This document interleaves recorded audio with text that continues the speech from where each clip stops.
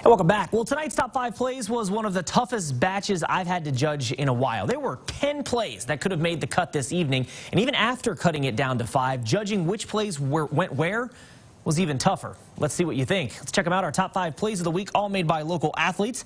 Play number 5 comes from the Omaha Nation Wakefield game last Friday. Opening kickoff, the Trojans' Justin Erb fields it, then flips it back to Esger Godinez. And Godinez is gone, untouched on his way in for the touchdown. Just like that, Wakefield's out in front. Another look at this. You know the Trojans have practiced this play a few times. It's called get the ball to Esger and get out the way. What a score to start the game from the Trojans. To play number 4 comes from our friends at SUX Sports. East hosting Hoover. Alex Kleider may only stand 5'7", 162 pounds, but watch number 2 go beast mode on his way in for the touchdown. Take another look at this. Kleider is going to avoid one tackler, then another. He's got 4 Huskies on his back, and they still can't bring him down as he rumbles in for 6. As a fellow short guy, I applaud this play. Don't let the size of the dog in the fight fool you. It's the size of the fight in the dog that makes the difference. To play number 3, Heelan Volleyball taking on Sheldon last weekend. Off the Orab serve, the first hit.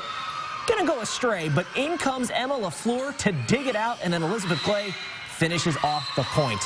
Another look at this one. Sometimes serves can be hard to handle, but that's what teammates like LaFleur are for, bailing you out and making sure you still win the point. This play even more incredible with a backstory when you consider that LaFleur just had knee surgery about a month ago. Emma showing no hesitation here as she and the Crusaders will go on to pick up the W. To play number 2, Dort football visiting Hastings last Saturday. Jordan Whalen may only be a sophomore, but my goodness, can he play linebacker? Comes up with the interception. Take another look here. After Julius Buchanan applies some pressure, Whalen makes a great move on the fluttering ball, reaching backwards and snagging the INT. This is something that is just hard to teach. You either have it or you don't. Whalen and the defenders picked up the big 55-17 win over the Broncos. Well, finally, our play number 1, Hakeem Butler may be making a case for a permanent spot at the top of our countdown. Just last week, the junior wideout showed off his power. This week, acrobatics. Zeb Nolan finds Butler in space. 18 goes for the end zone, gets flipped, but finds the pylon for 6. We got to see this again. I slow this down as much as I can. As Butler goes airborne, he's able to get his left hand down in bounds, mind you, and then gets the ball to connect with the pylon for the touchdown. Hakeem Butler might as well belong in the Matrix.